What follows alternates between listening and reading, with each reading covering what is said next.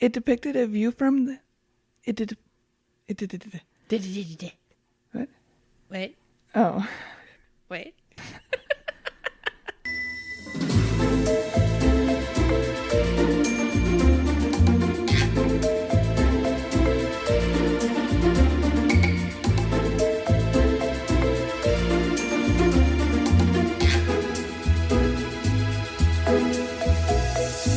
Hey, Allie girl. Hey, beautiful. Guess what? What? We're recording together. We are. I'm so excited.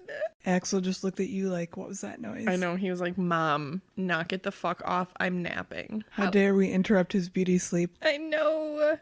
But magic, he's back in the original gang. We're here with our mascot. We're together. Life is good. Static is locked up. But everything else is amazing. Static is locked up. Life is not good for me.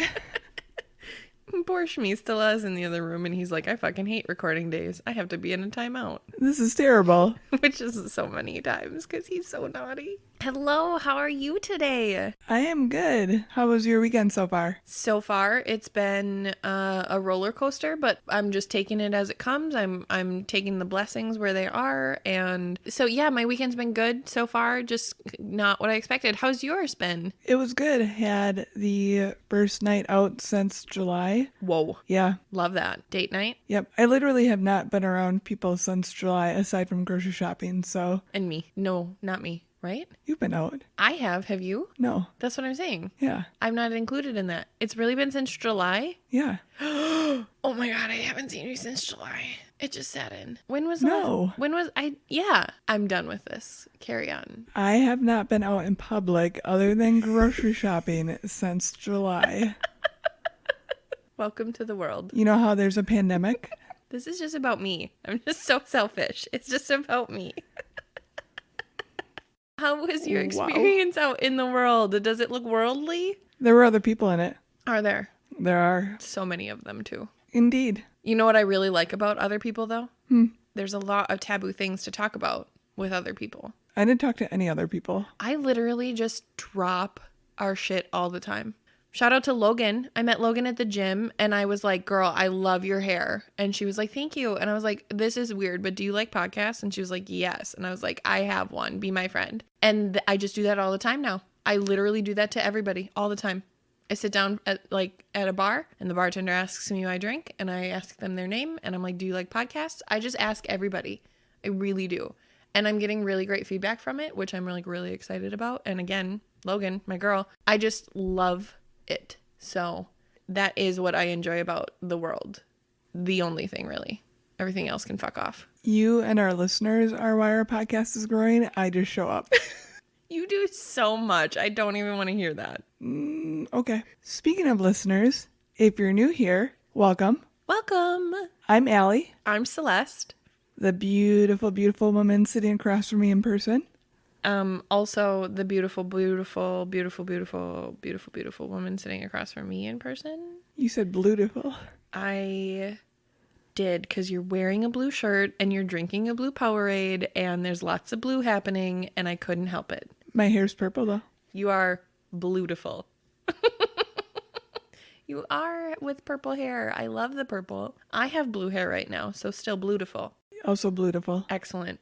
Love this. I love that we also did this again with the shirts. I know. I love when we wear taboo shirts on accident, but on purpose. It makes me so happy. But we also end up wearing the same taboo shirts, like the same style. That's true. We do. But that's our telepathy. Did I just say taboo shirts? I didn't even say our brand. Taboos shirts. That's what you said. We are taboos. I think I said taboo and not taboos. I heard you say plural. Hi again, dear listeners. If you're new, this is just the shit show. Welcome. Hi, we work here. It's fine. We, aside from making asses of ourselves, discuss taboo topics. Both we're very good at. Typically with drinks in hand. Not today, though, because it's 10:49 in the morning, and we are not feeling very alcohol-y right this second. So today, our beverages are non-boozy. Nope. When I went out last night, I had a alcoholic beverage that was larger than my head. And on accident, though. Yes, very much on accident. You guys, I am terrible with dimensions of any sort, Counting please, is her weakness. yes, please don't hire me for any sort of construction project.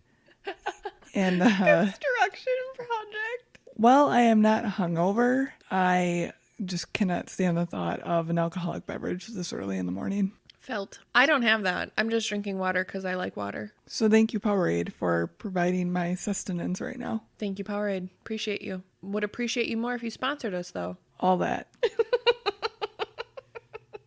So would you like to know what we're talking about today? I would absolutely love to, except I need to acknowledge that I love your face and I'm so excited that you're here in person right now because I cannot believe I'm looking at you. This is like a fangirl moment. I'm so excited. You do realize we were together just a couple weeks ago. Stop talking to me about it. It's been a long time. Okay. Feel like you're stuck in some weird time vortex. It's possible. Time doesn't exist in COVID. It's real. You do realize that we get together outside of this podcast. Allie, I know, but I get most excited to see you in this environment because we get to do the things. We get to learn and be together at the same time. Do you know how cool that is? I mean, that's what we do anyway, but we're recording it so I get to experience it over and over. I just love you. Let me do that. Noted. So what are we talking about today? I'm so excited. We are going to be talking about the way that selfie dysmorphia, otherwise known as just using editing filters in social media apps, has impacted our society. I fucking love that. I'm here for it. I will be the first to admit that I use a filter all the fucking time just because I like the way that it makes my skin look, right? I mean, I'm pretty good at my makeup, so it's not like to enhance my makeup. I don't use those like, I'm not judging, I'm just saying I don't use them. The Facetune or whatever it's fucking called. I don't use those. I just use the basic ass bitch filters in Snapchat. But real, totally. I'm gonna admit that right here. And I don't use any of them because I don't have any sort of social media, anything that does that. So, like, you took a picture of us a while back. That was the first time I've ever seen a filter on my face, and I was totally shocked by it. But I am a photographer and have done editing before, so I'm familiar with photo editing for facial features, obviously. I think that that's really important that you call out also is that you are a photographer because I think that that brings a little bit more context to this conversation of you are so good and you're so talented as a photographer. Like, I really need everybody to hear me say that Allie is one of the best photographers I've ever worked with, I've ever seen. Her work is incredible. But I think that that's important for this conversation because you're so used to and you create such beautiful work using raw subjects. You don't have the ability to capture a subject with a filter on. So you are so accustomed to seeing the face in its natural state, right? That and you create beautiful work that way. I think that that's an extra important piece to call out because we're talking about not natural faces. And even though they might look natural, obviously they're not. You have a keener eye to that than probably most people. So I'm really excited about this. I'm really excited to hear where you took this and learn and all the things. Yeah, thank you. I definitely think that being a photographer and being used to seeing those tools, you can point out photo editing where it occurs a lot more effectively. I don't know if that's a blessing or a curse, but it is what it is. It is what it is. And honestly, I recognize that I only look for the filter flaw now because of you. Like when I see a picture and I'm like, wow, if only I could look like that, right? Because that's what we all tell ourselves. When I see pictures like that, I immediately think of you and I challenge myself to do what you do and find the flaw, find the area that the force field broke and you can see the warp. I do that now because of you. So thank you for giving me that sight. I only use it when I choose to because I don't want to diminish the beauty of what I'm seeing and what somebody else put out there. So I don't do it all the time, but I appreciate that when I believe something is too good for me, that I can find the flaw and just assure myself it's not real. And then I find comfort in that. Mm-hmm. And we'll actually dive into that a bit more within this. Ooh, I'm so excited. So, of course, we're going to start off with some history. Let's do it. This is primarily from fixthephoto.com. This is a little bit of information on photography just because really we have to start at the beginning. So, yeah, Take me to the starting line, baby. The first photo ever was created by Joseph Nicephore Niepce using the camera obscura onto a tin plate covered with a thin layer of Syrian asphalt in 1826. Whoa. Yep, it depicted a view from his workshop window and was created after being in continuous direct sunlight for 8 hours. Oh my God. Can we just acknowledge, I know we're going to talk about it, but how far pictures have come? I know, it's crazy. The first color photo was created by James Clerk Maxwell, who combined 3 different images with different color filters to get the photo. Ooh, I've seen that picture, and it's really cool, especially considering the time in which it came from is really, really cool. So the main production of photos on paper began in 1869 when J. Swan opened up the first production of gelatin-based halogen silver photo paper, which is still used today as the main element in the production of photo paper. In 1880, the Eastman Dry Plate Company was formed by George Eastman, later to be renamed Kodak in 1888. It feels so weird to know that Kodak has been around that long. It is, but also shout out to 1969. That wasn't mentioned anywhere in here. You said 1969 was the first, before the Kodak thing was... That was 79. I got excited. Okay. Okay, but let's go back to talking about Kodak. They released their own camera brand that same year in 1888. Welcome to 1888. Shout out to 1888. In that year, Eastman received a patent for a portable camera that housed roller film, and in 1889, mass production of that film began. Oh my God. I can hear the click. I can smell the smell. I can feel the camera in my hand. I can do all of it. Shout out to fucking 90s babies. We've all been there. Yep. In 1975, Stephen Sassoon, who was a Kodak engineer, designed the first digital camera to be introduced to the public, which had 0.1 megapixels for resolution, and the industry grew from there. What does 0.1 megapixels equate to? Like on a quality perspective? I have no idea. You could probably print a 4x6 from it. Okay. So. Cool. That's really cool. I could be totally wrong, but I'm guessing you could. It would have to be what it was because roller cameras at that point did print, right? Like you could take the film directly. So it would have had to at least have been the quality of that, if not better. I'm not saying I'm gauging the quality. I'm just saying in order to be competition with a roller camera, it probably would have had to been in the same neighborhood. Well, at that time, it's not really about competition. It's about this is where it's going to go. That's fair.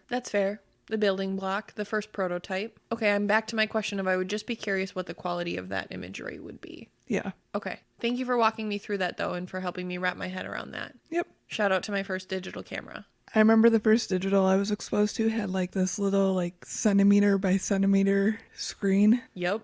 I thought it was the coolest thing ever. Yep. So as far as editing and photo manipulation goes, obviously it was still occurring back in paper time. Before digital camera became a thing, retouching was already very predominant. It was extremely complicated and expensive, so only the richest photographers could afford to slightly alter their images. That's crazy that now literally anyone can do it in their hand. Mm-hmm. William Henry Fox Talbot patented the calotype in 1841, which is the photographic process that creates a negative from which multiple copies could then be generated. His colleague, Calvert Richard Jones, then used this method 5 years later to show how it could be used in practical photo manipulation by removing an entire person from a photo he took of a group of monks by painting over them on the negative. So not only was image retouching already having to be done on specialized equipment to be able to shine the light through the negative, the landscape for retouching was already moving to a new level as well. A few things that were expected to help ensure accuracy in the edits were placing their desks in front of a north-facing window as light on the north side was less changeable, and making a test print to determine which parts of the image required correction. For incredibly detailed work, etching, which was a process using a blade similar to the surgeon's scalpel, was preferred to that of solvents or paints or pencil. As it was a very delicate process, however, only very skilled retouchers did it.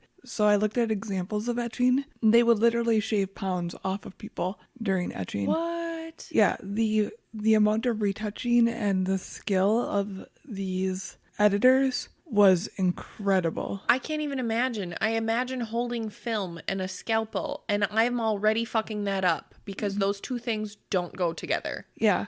And it's crazy because so many of the very famous photos of those times were very, very edited. Yeah. Even just so much as like lightened and darkened. Which can make a huge difference to a picture. Yeah, there's a very famous photo of James Dean that would look completely different if it hadn't been edited. And there's one of Audrey Hepburn that's the same way. That's insane and so cool and so fascinating, and also makes me feel like we've been lied to our whole lives. Really seriously. Yeah, and actually, I'll probably end up using some of them as previews for the episode because what they could do seriously was like magic. Oh my God, I'm so excited and so pissed off about it at the same time. Taking it out of the paper editing world and into the digital editing world were several different editing softwares, the most recognized one today being Photoshop, which was released in 1990, and of course the rest is history. So in this research, I actually found out that Photoshop, or Adobe, isn't exactly happy that the term photoshopped is a thing. I was going to say, I think that that's really interesting that that's one of those brands that has taken over as a verb now, like, or the way that Kleenex is called Kleenex, even though it's not, it's facial tissue. Like branding is so legitimate, right? But now that Photoshop has become a verb, I think that that's really interesting. And I was going to make that comment even before you had made the comment that they're upset. I just didn't realize, like, I actually thought that they'd be really proud of that to a degree because truly, or is it that they're not because people aren't using Photoshop to Photoshop? It's because when it's used, it's generally a negative connotation. Okay. So you can tell when an image has been shopped, Yes. per se. Yes. Okay. I feel that. I hear you. I agree. I do. I also, though, recognize, like, as I look at our pictures, like our dear everybody who's not in my house, I'm pointing at my every space of my house that's filled with pictures. And I recognize, like, some of these photos have been shopped, but it's because we had to cut something out, or we had to add, like, our upside down picture. Like, had you added leaves to the ground? Like, I'm not saying you did, but cool if you did. You know what I'm saying? Like, photoshopping isn't always a bad thing. Yeah, agreed. So I just think that that is a connotation that everybody needs to recognize, especially when using the word.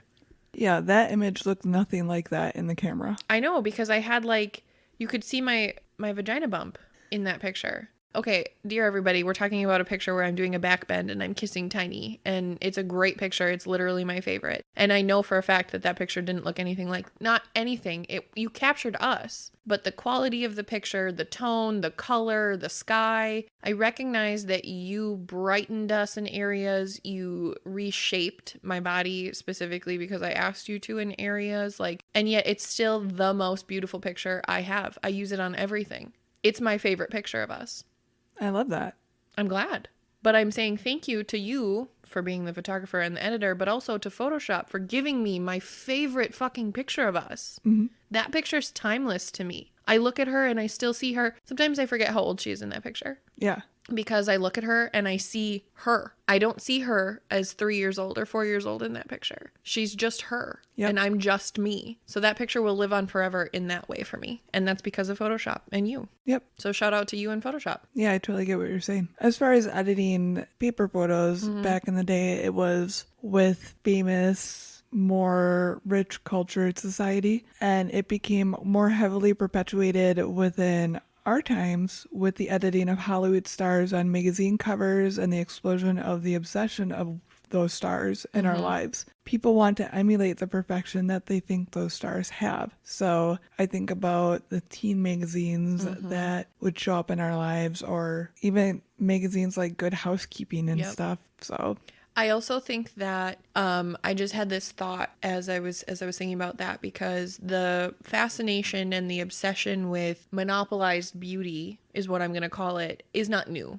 That's been around forever, right? Like that's literally how marketing and branding started. I'm thinking back to, like, fucking Avon ladies, right? This has been around for a long time. But what I really think about is, I said Avon, so I'm kind of in the 50s in my brain. At that time, there were like 3 flavors of things as a woman, right? We're women. So there were like 3 flavors of things you could be as a woman. yeah. So really, everyone had the same idols. Everyone had the same style. Everyone had the same flavor. You could maybe take your own twist on it, but seriously, it wasn't as expansive as it is now. So now when you see monetized beauty, you could have a monetized beautiful athlete. You could have a monetized beautiful scientist or artist or musician. Like, there are so many flavors of people now that have been given a platform, which I love. I love that, because we need more flavors of people. We need to see color. We need to see different people being different. But I really appreciate what you're saying in the sense of now this concept of all these other flavors has been perfected in a way that's not real, and it's drawing in people based off of a lie. Yeah, exactly. So this kind of brings us to the dawn of the selfie. Selfies. I love selfies. JK, LOL. But I take a lot of them. And I am the exact opposite. As is everything in our friendship. So this is all directly from Allura.com. 1990, the dawn of perfectionism. The advent of Adobe Photoshop ushers in a new frontier for image manipulation. Pascal Dangan, who founds his digital imaging company Box Studios in 1996, is perhaps the most notable practitioner of the art of retouching, helping to create a new standard of photographic perfection that transcends reality, but just slightly. It is known that everybody does it, but they protest. Dangang tells a reporter in 2008, debate about the ethics of image editing looms throughout the decade, but post-production becomes the norm as non-photographers accept digitally smoothed over zits and sculpted arms. The first commercial camera phone in North America arrives in 2002, a Japanese Sanyo model serviced by Sprint. Shout out to Sprint. 2006, the MySpace pic. The MySpace. Oh my god, fucking MySpace. MySpace was the shit. It was. MySpace was cool as fuck. From 2006 to 2009, the term MySpace pic described an amateurish, flash-blinding self-portrait often taken in front of a bathroom mirror. Self-portraits shot with cell phones or selfies, cheap-looking, evoking the MySpace era, became a sign of bad taste, quote The New Yorker 2013. Interesting. I'm just digesting. Please keep going. I'm digesting. 2009, the early selfie period. We're getting the hang of this, we're learning our angles, we're contouring, and we think we are looking pretty good. We will eventually look back in horror. By 2013, the Oxford English Dictionary names selfie the word of the year, canonizing the term as a photograph that one has taken of oneself, especially one taken with a smartphone or webcam and shared via social media. 2013, the age of influence. 3 years after Instagram's inception, the app's first ad in history is posted. A photo of a Michael Kors watch resting somewhere in Paris surrounded by macaroons. Macaroons? Macaroons? I love macaroons. Yep, probably the right word. Totally my favorite. I fucking get off on some macaroons. Like legit ones though. The cheap, nasty ones, stay the fuck away from me. Costco, I love you, but please stop selling macaroons. You're insulting me. I have no opinion or skin in the game here. Oh my god, you're fucking up. We gotta get you some macaroons. The watch's square bezel is pointed at the viewer as if addressing them. The age of influence is long. Get used to the tablescapes. So basically, advertising enters social media with a bang, onward and upward, and that's where we get all the influencers showing up, and selfies just kind of start flooding the airwaves, or photo waves, whatever waves. Internet waves? Web waves? What waves? There's waves, though. I definitely recognize that. I've just never thought about what kind of waves. Interesting. Hello, waves. Waving at the waves. Carry on. Let's go catch a wave, brah. You said bruh. I said brah, not bro. You didn't even bro me. You brod me. This makes me so happy. I used to skate. I'm allowed to use that term. Yeah, you're allowed to use that term. Fuck yeah. I'm here for it. Let's do it. Here's where some more fun editing came into the fray. From MediaBlaze.com. On September 15th, 2015, Snapchat gave its users a gift they never knew they needed, the ultimate selfie booster. Real. Thank you, Snapchat. I never knew I needed. Snapchat introduced its latest feature, allowing users to send each other photos with animated filters that responded to their facial movements. But, as it turns out, even the simplest of facial filters makes pretty substantial changes to someone's appearance. While wearing the flower crown filter, artificial intelligence is not only used to track and fit a head accessory, but it also instantly smooths skin, contours cheekbones, and brightens eyes. On that note, as far as filters and face editing goes, Facetune 1 and 2 was downloaded 50 million times as of 2018 since its release in 2013. Whoa. In 2017, it was Apple's most popular paid app. That's a sustainable business plan. Holy fuck. Approximately 70% of Facetune users are women. That's not surprising, but I have thoughts on that and we should talk about that at some point. And here are some mental repercussions. Ready. So this has caused selfie or Snapchat dysmorphia. It's a term that has been coined by a cosmetic doctor, Dr. Tijian Isho. Not only is it a danger to a perception of oneself, it is especially harmful for those suffering from body dysmorphic disorder, which is a mental illness characterized by obsessive focus on a perceived flaw in appearance. This actually affects 1 in every 50 people, so it's not an uncommon disorder by any means. And if you think about it, you take that disorder and then put something as dangerous as filters that are literally on everything that normal people use. I don't know. It's just going to exacerbate that problem times 1,000. Yeah. I mean, really, seriously, you're already... Okay, time out. Let's for 1 second talk about what body dysmorphia is, just in a context, okay? We've done this in other episodes, and we are going to have an episode specifically about body dysmorphia because it is a mental illness. But just for 1 second, for the context of this episode, let's talk about what body dysmorphia is. Contextually, body dysmorphia is a mental disorder that allows you to see yourself in a way that does not exist. However, the way that is 900% of the time negative. You see yourself as fat. You see yourself as ugly. You see something that isn't there because you're insecure about it. That is dysmorphia. That is body dysmorphia. So really, you're already seeing something that is not real for the state that you're in. And then you add filters on top of it. So not only is your dysmorphia already happening in your brain is adding a filter to it, but then you see image production that is filtered, and now you're just dysmorphia plus filters, and you're so fucked. Then the concept of what reality looks like is completely skewed.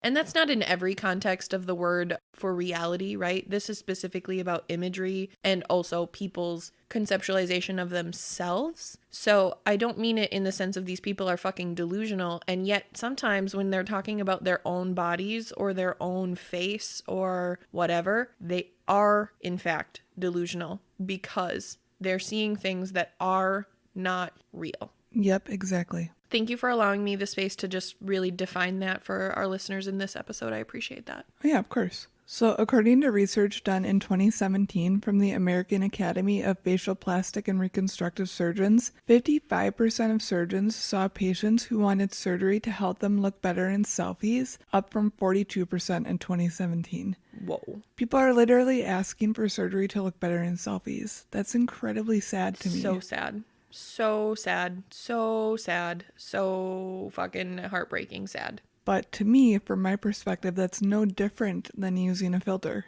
You're not wrong. Oh my God, you're so not wrong. The difference is one is actually causing you physical harm. The other is causing you mental and emotional harm. You get to that point. Okay, I use filters, right? We've already said that. Mm-hmm. Do I want to change my face? Sure. Do I want to change my face for the sake of filters? No. Or for the sake of a selfie? No, that's not what I'm about. So in a moment where I'm taking a picture to feel good about myself, sure, I'll throw on the filter, right? I'll throw on the absolutely free in my hand plastic surgery because it is going to make me feel good about this picture. But I'm not over here hating my face for existing. I'm not wearing makeup right now. I have a fucking zit on my nose. Am I mad about it? No. You know what I'm saying? So there's a healthy way to use it. And I'm not even saying I use it the healthiest way because I put filters on all of my pictures.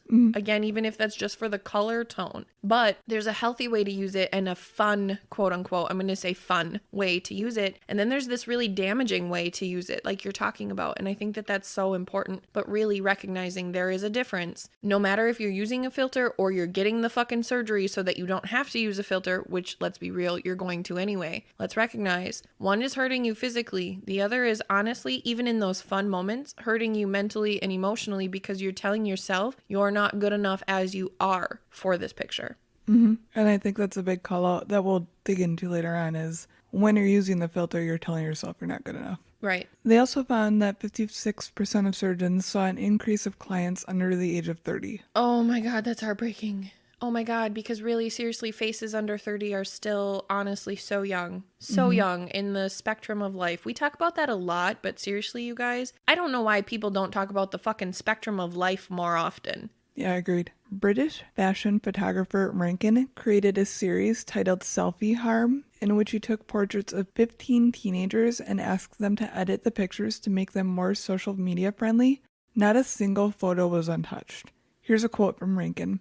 "These filters are something very new and, in my opinion, a lot more dangerous." Rankin added, "What's even scarier is there's little or no debate happening around this. Something like Photoshop, which is a much more complex and inaccessible program, is actually a huge part of a social ethical discussion." So this is a very good point. There's been a lot of conversation lately around photoshopping of major celebrities in magazines and such, or major articles, but there is no discussion about these filters. There's a no filter hashtag that's used. That's not a no filter hashtag. Like it's not. You know what's on the no filter hashtag? Fucking scenery. Sunsets. That's the shit that's on no filter hashtags. And then 90% of the people who tag no filter, those people have a fucking filter on their picture. It's just a lie. It's just a propaganda. It's just a way to bring the picture forward in a fucking world that we live in, that everything is controlled by hyperlinks. Yeah, and there's a lot of moral issues to me within stuff like this. It's very harmful, especially to our children, and I think it needs to be talked about. And actually, I want to show you this this project he did, because I think it's going to hit you because of Tiny. Not that I want it to hit you, but you know what I mean? As you said that, I really recognized when I take selfies of her and I together, I have a filter on.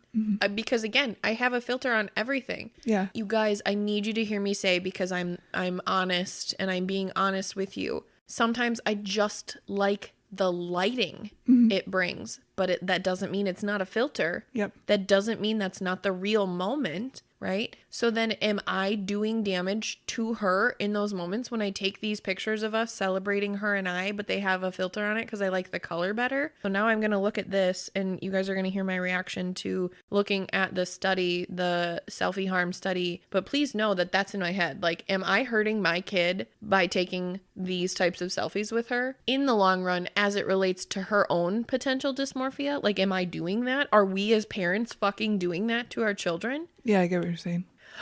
Oh my God, this first girl. I'm just looking at the first girl. Holy shit. She looks like a completely different human being. Oh my God. Okay, and also, to be fair, all of these people are beautiful. Yes. My God. Like, this girl, I would kill to have her normal fucking face. Oh my God. Okay, I really am baffled by this. This is super disturbing, actually, just in the sense of truly dysmorphic view. But if you think about it, if you saw any of the second photos posted on... I wouldn't think about it. Nope. Not even close. Not even for a second would I think about it. Yeah, and it's so common that it doesn't even register as those proportions probably aren't accurate, or why does everybody look like they came from a factory? That's real. That's real. Like, all of these girls, okay, so the study had girls in it, but all of these girls have the same face at the end, and yet they're entirely different faces. But they're not. They're the same exact structure of cheekbone. It's the same cut. It's the same angles. It's the same brightening of eyes. Some had a mascara, some didn't. But, like, they all ended up looking the same. Why? Now, one thing that Rankin did note is that some of the participants did like their original photo better. Okay. That's important. But they still thought they weren't, like, media ready. Yeah. Oh my God, that's a huge fucking call out. That is the call out, Allie. Because seriously, I like my face. Right? Like, I would get a nose job if I could, but that's just because my nose is crooked because it's been broken so many times. But I would get a nose job. This is me being super open and honest about that. But I like my face. Yeah. I do not put my face on any social media. I just don't feel like my face is good enough for that. So that is the call out. This is me acknowledging that's fucking real. And I've never thought about it that way before. Yeah. And it's such a crazy thing. So on that note, I have what I thought was a really amazing article by Christy Gargano on the evergreencounseling.co site. And I loved this quote. "As innocent and fun as these filters may seem, they are sending a message that we are more attractive when the amazingly unique features given to us at birth are modified."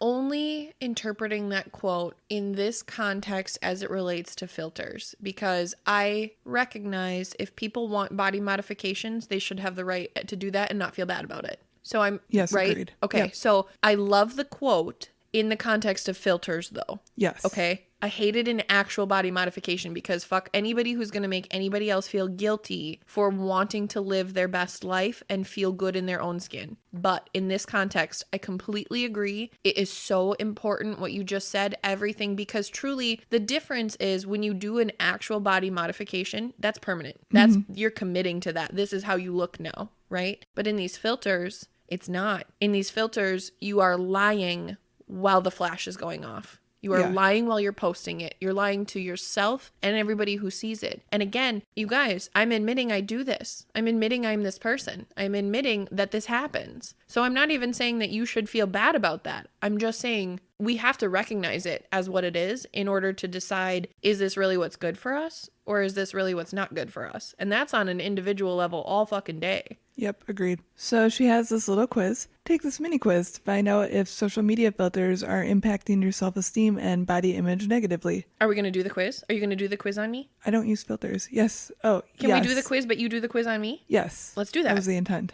I am so excited about your intent. Sorry for misunderstanding your question. It's fine. Our telepathy clearly disconnected right there, but still present because I understood what you were doing. 1. Do I mostly post photos of myself with filters on them? Please see the last 20 minutes of this episode. 2. What is my intention behind using this filter? Is it because I'm not feeling, quote, good enough, pretty enough, or am I uncomfortable in some way about how I look naturally? All of the above. 3. Does using this filter make me feel worse about how I look without the filter? No. 4. Am I hoping or wanting to gain more likes or positive comments by posting this filtered image? Yes. Answering yes to any or all of these may be an indication that continuous use of filters is impacting you negatively. Ultimately, everything is about finding balance. I'm not saying never use face-enhancing filters if you're feeling down about yourself. What I would simply encourage is you come back to the question, what is my intention? We have to set limits on things and watch out for extremes, not going from the extreme of always using filters to the extreme of never using them, for instance. We have to create space for self-exploration and creativity on how we build ourselves up. In addition to the explorative questions above, there are ways we can mindfully and creatively build our self-esteem and self-worth.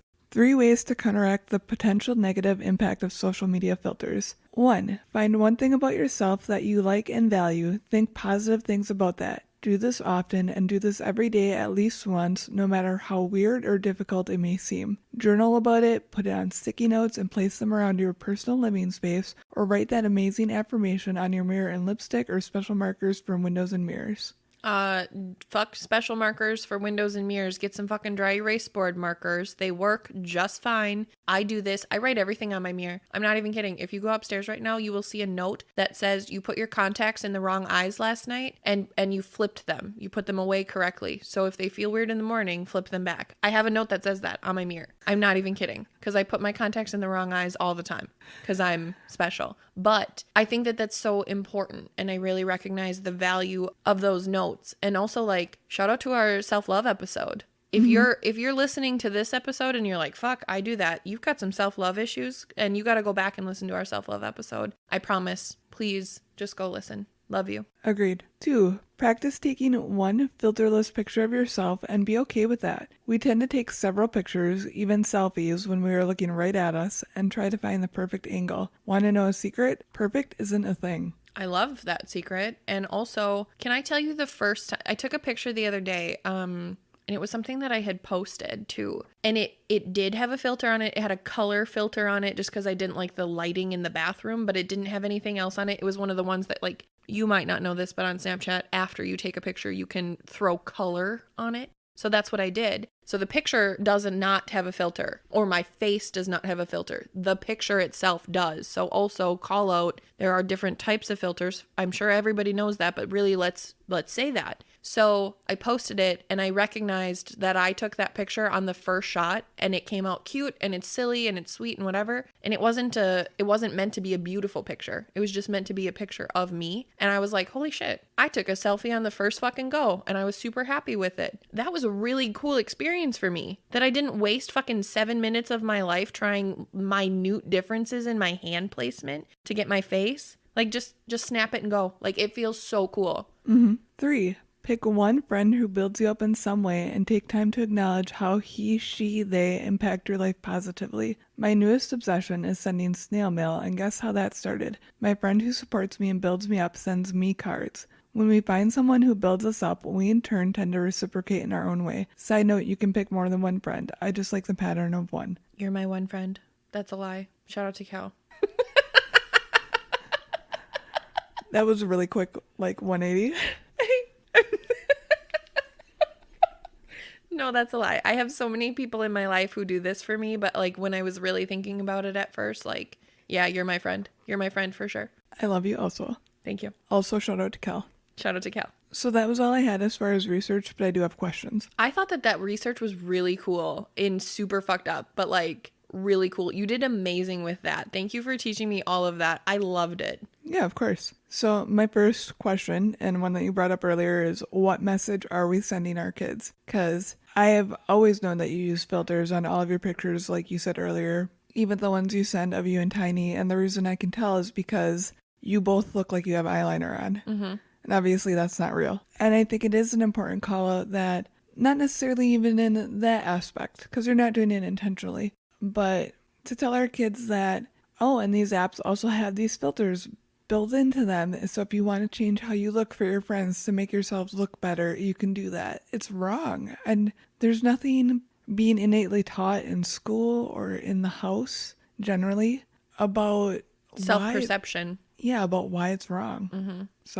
So I really hear your question, and I'm really asking myself the same question, because I recognize when I'm taking a picture of us and I have a filter on it, it's not for her. It's not for her at all. She's beautiful exactly the way she is. And when I take pictures of just her, I never put filters on them, ever, because I want to know her face exactly the way that it is, because she's the most beautiful thing I've ever seen. And I tell her that all the time. I constantly tell her that. I make sure she knows that I think that. I make sure that she recognizes her beauty, and that's not in a conceited way. I don't do it to make her a narcissist. I'm doing it because I know that she's gonna grow up in a world that hates her for how fucking beautiful she is, because she is. So I tell her constantly of that. But then, am I contradicting that when I take pictures of us with a filter? When I take pictures of her and I with a filter? Is that me teaching her that I don't love my face the way that I love her face? yeah, exactly. Saying that she's beautiful enough, but you don't love yourself enough. Exactly. That's a really big deal to me. And I didn't even realize the damage that I'm doing in that situation. And I'm not saying damage as in a neglectful or I am wrong for doing it this way. I just recognize that is creating,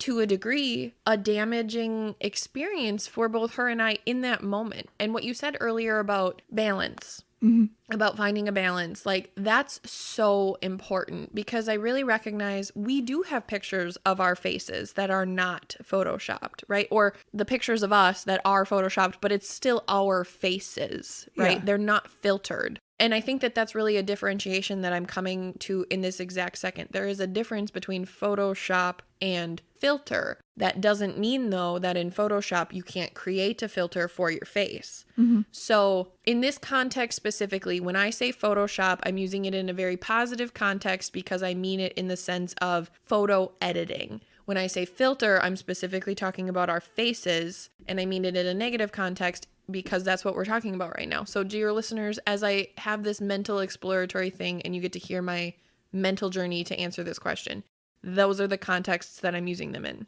So I really recognize we have pictures of us and just our faces that are photoshopped, and she gets to see how beautiful we are and how our faces really look, right? But how often do I take those pictures with her? We get those pictures done every year, right? That's our birthday thing. That's how we celebrate her birthday. So once a year she gets a picture of what we really look like. That's not fair. That's not a fair reminder of what we look like. And it's not the same as looking in the mirror. So really, if I think about that application to the concept that I am showing Tiny our real faces once a year, because every other time that she sees her face is through a picture with a filter on it, am I really hurting the way she sees her beautiful self? I have a question to your fucking question. That was your question, and I don't have an answer, because now I just feel like I don't want anybody to hear me say that I feel like a bad mom or anything like that. I don't feel like that. I'm just recognizing the damage that I'm doing to my daughter as I take pictures of my daughter and I in those moments, because I'm not comfortable enough with my face to just take them. That wasn't my intent by any means. No, I know it wasn't, but I appreciate that that's what it was. I know it wasn't your intent, but I really appreciate you challenging me on it in just asking the question. I really appreciate you throwing it out there, because I know I'm not the only parent right now who's having that conversation with themselves in their head. Yeah. That's important, and that's the entire purpose of our show. So thank you for the opportunity. Thank you for the space to think through that. Thank you for allowing me to not answer your question, but still considering that my answer. That's a really fucking big deal. And honestly, I don't want to do that. I don't want to be that person. I don't want that. So I'm now going to take pictures of her and I without a filter on them to show her that her and I are beautiful together. Mm-hmm. I am not confident or comfortable enough to say that I will do that for myself in a space of sharing the photo. I'm not to that. I'm not committing to that. But for her and I, fuck yeah. Mm-hmm. There's no reason. There's no reason that she needs a filter on her beautiful face. And if she doesn't, I don't. Yeah. So there's that. Did that answer your question? Did that part answer your question? Yes. Okay, good. I did it. Look, I did it. I work here. It's fine. So one of the things I just kind of wanted to say earlier, we had discussed how people are getting surgery to look more like their Instagram. Mm-hmm. Not necessarily Instagram, but to look more like filtered their version. Yeah, exactly. To look more like their filtered pictures. I just wanted to say, I'm not saying don't get it. Do what makes you happy, but really question, would you have gotten it if you didn't know about these filters, if you didn't have these things to compare yourself to? Mm-hmm. Because really, the comparison is the thief of joy. Without question. That's a fantastic statement that you just made. It's a quote. Fantastic quote you just made. Can't remember who it's originally by. Why the fuck would you tell me if it was a quote if you don't remember who you're quoting, so that I could just give you credit for the fantastic fucking statement that you made? Because it's a really common quote that I should know who it's by. Okay, so moving on from that, though, because now I'm mad that I gave you a compliment and you downed it with a quote that you didn't know. That's annoying to me. You guys, let's go back for a second to the fact that I want a nose job, okay? Am I ever going to get a nose job? Probably not. I don't hate my nose that much that I would be like, oh my God, I must do this the next time I get a tax return. That's not my thing. Would it be cool? Sure. If I had the money in my hand, yep. If I had a doctor I trusted, definitely. But what I recognize is the fact that my nose is the way that it is not changed when I put on a filter. My nose is still crooked, even in the pictures with the filter. So yes, I would change that regardless of the filter. But let's use my jaw, for example. I love my jaw. I have a great jaw. I have a very feminine jaw. It works on my face. I love it, okay? But I recognize in filtered pictures, my jaw is a lot more accentuated. I'm here for it. I'm totally fine with that. I love it. It makes what I have just that much more pronounced. Do I need a surgery to make my already very beautiful jawline that much more beautiful? No, I don't. No, I don't. The filter only adds that for me in that moment. But in real life, do I need to look like that? I don't. I don't. If that's something that you want, go for it. But really make sure that, like Allie said, you're doing it for the right reason. Because, hear me say this, body mods don't always end up the way that you want them to be. They're not perfect. Shit can go wrong. You can have a trash doctor. There's all kinds of fucking things that could end up really seriously fucking your life over so much more than if you really asked yourself the question of, am I okay with my face like this outside of filters? Because seriously, if you just want your jaw to be that cleaned up, take the fucking picture with the filter. Just do it then. If that's how you need to see yourself, then just do that. Don't get the surgery. But really, we are pro body mod if it is what you need to do to love yourself to the fullest.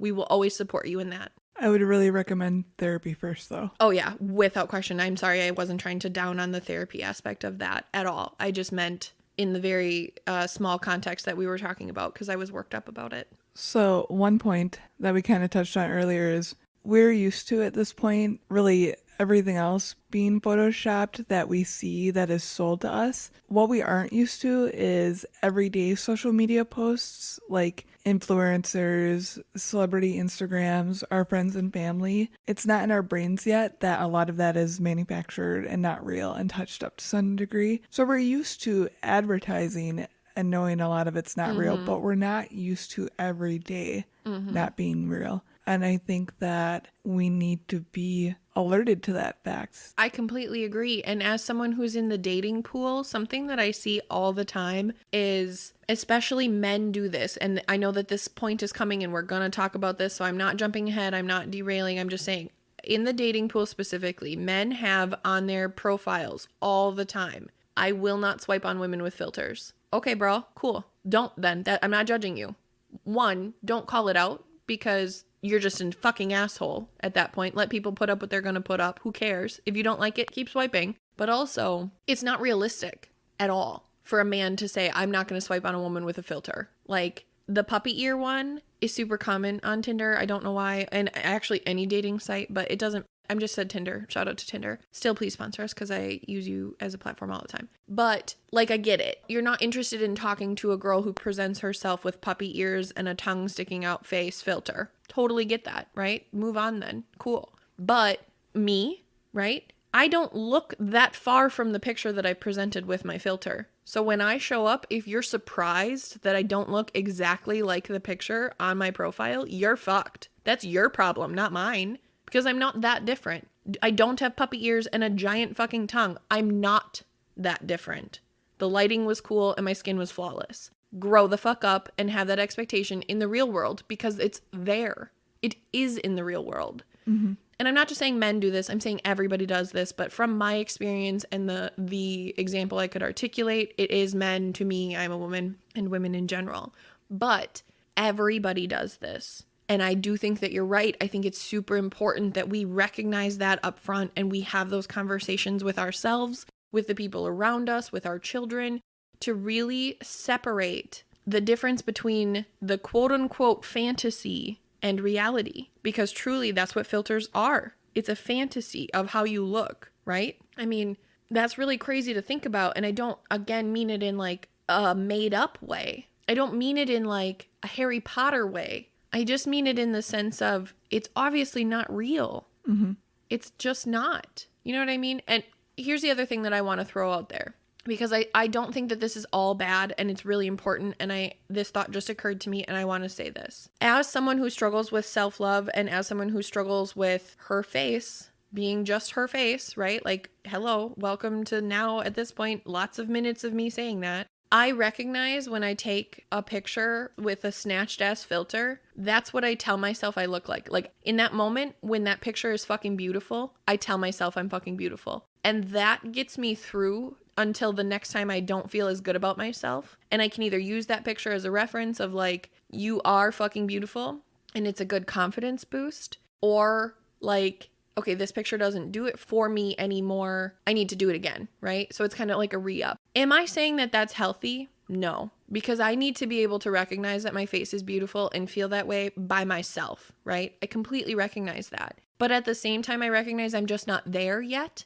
So the filtered selfie, to a degree, is sort of my crutch on how I get through. That picture that I sent you the other day, or that I sent you and Melissa the other day, where for our anime talk animations, and you were like, that's a fucking beautiful picture. Stunning. It is. I'm so proud of that picture. I'm so proud of my makeup. I'm so proud of my outfit. I loved that day. That was my baddest bitch of life day. I go back to that picture because it makes me feel that again. And that's beautiful, right? So I don't want anybody to hear us say that this thing, this concept, this version of reality is all bad, because it's just not. We, however, as a society, don't look at it that way, the way that I just explained it on a macro level. So for that reason, all of everything else that we have said about this to this point is completely valid, and it's not healthy. I think to a degree, though, like you said, it's a crutch. Yes. And we're not giving ourselves the chance to love ourselves without it. Agreed. That picture, for example, did you try taking it without a filter? I guarantee you were just as stunning. I don't believe you, though. I know, but that's my point. You rely so much on that filter and that perception of who you are with it that you don't believe in your beauty without it anymore. That's true. However, let me say this, though. Because of that picture, and I went out after that picture, right? In my mind, even without the filter, everywhere we went, I knew how fucking badass I looked. I knew how fucking good I looked, right? I knew it because the crutch that I used, I'm admitting a crutch, okay? And I'm not in any way saying you're wrong.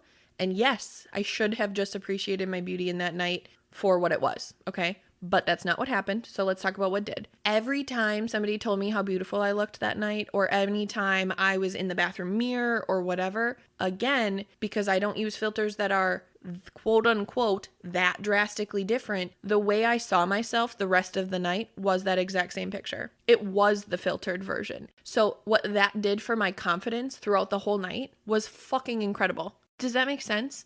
Yeah, I get what you're saying. I just wish that you could see that without needing to add to it. And I wish that too, okay? I do wish that too. And I want to get there. I am trying to get there. But for anybody else who's like me or who is going to go through this selfie detox, right? Which is basically what we're talking about in this exact second. I want everybody to hear me say, like, yes, it's not healthy. Yes, it's an addiction. Yes, you're beautiful. Yes, yes, yes, yes, yes. But also, moderation is important. And if you need to use that crutch of a filter to remind yourself that you are a badass and you're fucking beautiful or you're gorgeous or you're handsome or whatever the fucking word it is that you want to feel in that moment, do it. Use it. But then, to your point, yes, take the picture without it. Appreciate your face without it.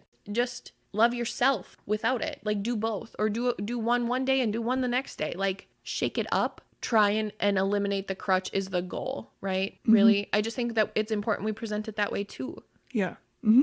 Okay. Next point. So, what's the solution? Let's talk about that. Warning labels don't do jack shit. Nope. Banning it's dumb. Dumb. We need to teach our kids how to spot it. Without question. But that's becoming even harder. Definitely. Look at deep fakes.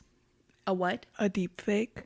I've never heard that term before. Really? No. It's like videos where you can't even tell that they're not real.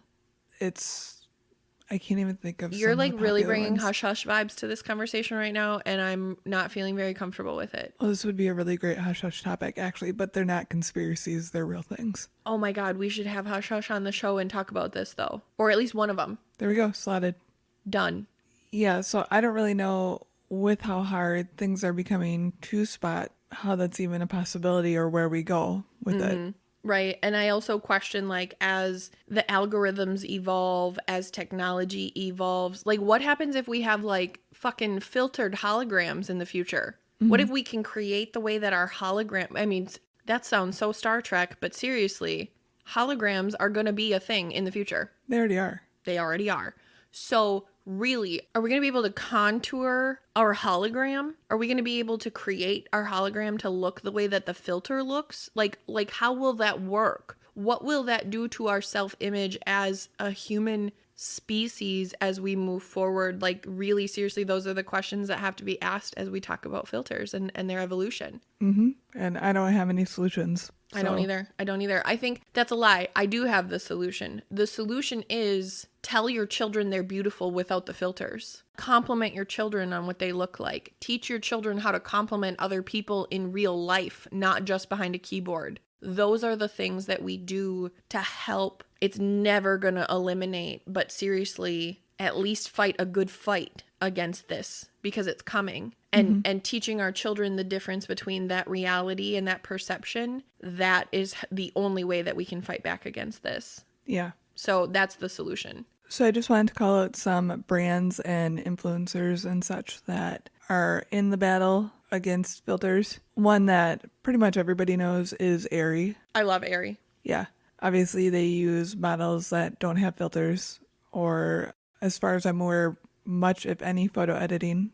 It's probably much like you do in your photo editing, lighting and whatever, but it's not anything against the model. Yeah, exactly. Yeah, I think that's really important. Karina, I believe pronunciation of her last name is Irby. I'm so sorry if I pronounced your last name wrong and you, for some crazy reason, happened to listen to this episode. But we love you, Karina. She has an amazing swimwear line, and her Instagram is excellent to follow if you need to see some body positivity and an overall amazing physique. Sam Ravendell, we've called her out before. Love Sam. Diva Cup, my girl. Yes, thank you for all you do. She is an amazing makeup artist and influencer that has struggles with acne and is not afraid to bear all on it. And then there is a Reddit subreddit called Instagram versus Reality that if you need really a reality check, just go there and look and realize the amount of editing that goes into all the celebrities and most of the influencers that you see on your social media platforms. It is huge, and it was a huge wake-up call for me personally to see just the real people and real faces that show up on that thread. Also, what I just want to call out, this thought just occurred to me, and I don't even know why, but now I recognize it's important to say. Just so everybody knows, Photoshop and filters and all of that shit can be used to make somebody look just as ugly as it is being used to make them look beautiful. Oh yeah, definitely. So I really recognize a few months ago there was a lot circulating on the internet about some Pizzagate shit and some all kinds of stuff that I'm really not going to get into. But seriously, like, they had pictures after picture after picture of celebrities who looked like shit since COVID because they were missing their secret Pizzagate formula or whatever. Am I saying that that's real? Am I saying that those people really looked like that? Maybe. Or maybe it was just a picture of them without a filter. Or maybe it was a picture of them with the fucking filter and the Photoshop to make them look fucking terrible to spin the story that was being presented. Mm-hmm. So just as much as we are talking about this in a beauty perspective, please nobody be ignorant enough to think that this is not used to do damage to people also. Yeah, definitely. So that was my call out there. So that was really all I had. I loved this. I loved this entire episode. This was so cool, and I really learned so much here, and this was such an abstract episode that I think, like, I'm fucking here for it. This is cool as fuck. What did you learn here today? All kinds of things, actually. But I think that the thing that I learned the most is really, like, on a personal level, how I'm going to approach taking pictures with Tiny in the future. Mm-hmm.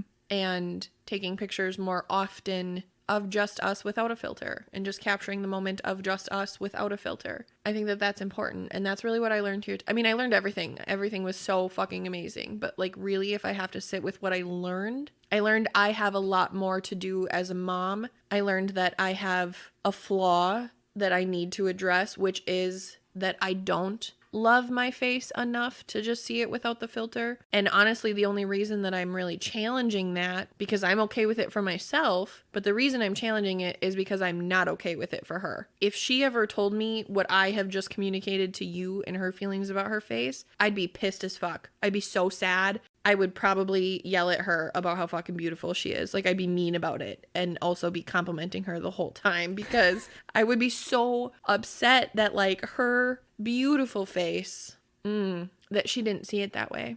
Mm-hmm. That would just rock me. You know what I'm saying? So, like, I just have a lot. And she's little, so right now it's not the same. But what if I'm conditioning this teenage monster to hate her fucking face? Mm-hmm. I just don't want to do that. So that's really what I took away from this.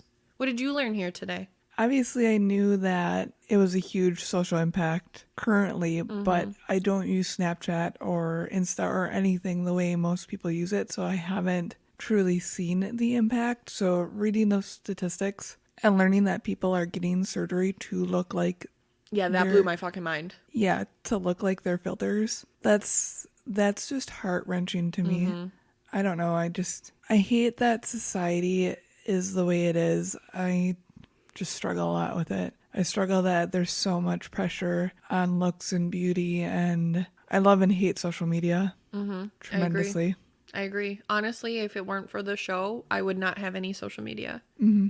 But on the same coin, I recognize how powerful and important and necessary social media is for the show.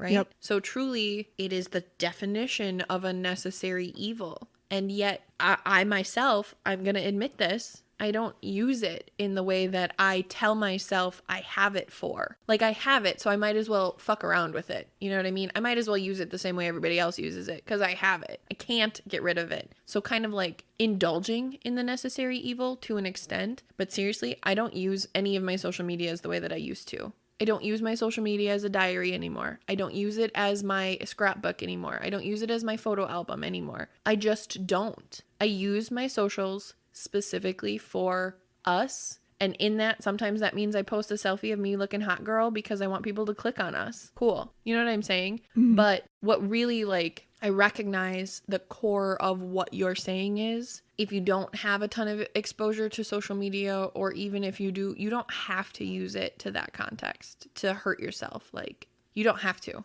It's just something that is very easy to do, and we need to be aware of it so that we can avoid it consciously. Yeah. So, dear listeners, I hope that you took from this episode that really, you're fucking beautiful. Yeah, you don't need to conform to anybody else's perception of beauty, and a filter doesn't make you any more beautiful than you already are.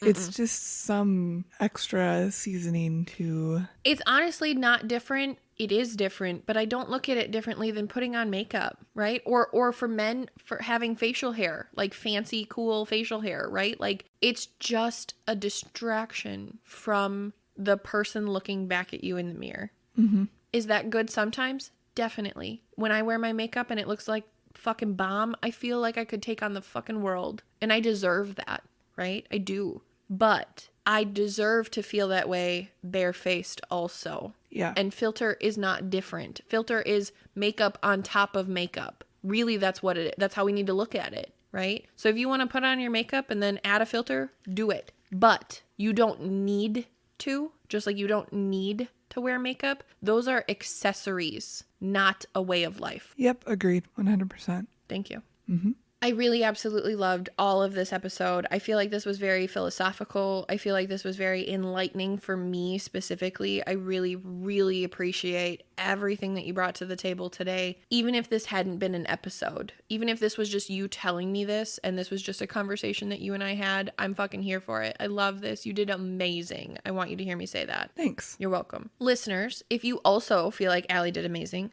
which she did, fucking tell her. You are welcome to share this episode or any of our other episodes for that matter. We have a lot of really great topics. I completely forgot that we did our body positivity episode. So huge shout out to body positivity. If you liked this episode and you liked us complimenting you shamelessly, because we will always fucking do that, go check out our body positivity episode. It's super, super important. It's less about the face and more about the physical. So go listen. If you have any interest in reaching us on any of the socials that we've already said we only have for the sake of this fucking podcast, you may find us on Twitter at Taboos the Pod. It's the same on Instagram. We are Just Taboos on Facebook. It's a group. I think that this is the last week that we're going to let the page be alive. So if you're on the page, make sure you jump ship and go find the group. We are also available via email. If you have any taboo topics that you'd like to cover, or if you're interested in having a taboo conversation with us, you can shoot us an email at taboospodcast@gmail.com. We also have a new website, which is super beautiful, and Allie did an amazing job on. That's also taboospodcast.com. So we are all over the place. You can find us wherever. We're all mainstream platforms, streaming things are. And I am going to leave that at that because I definitely fucked that part up. I was doing so good, and now I'm super sad. Also, our website is taboosthepod.com. I forgot about the squatter Yep. at taboospodcast.com. Yep. Fuck that squatter. Fucking squatters. On that note, though, before we sign off, guys, I did want to just give you a quote that made me feel good and I thought was appropriate for this episode. I love feel-good quotes. It's from Bobby Brown. I love Bobby Brown. And it is as such. How I feel about myself is more important than I look. Feeling confident, being comfortable in your skin. That's what being beautiful is really about. And on that note, dear listeners, do you be taboos.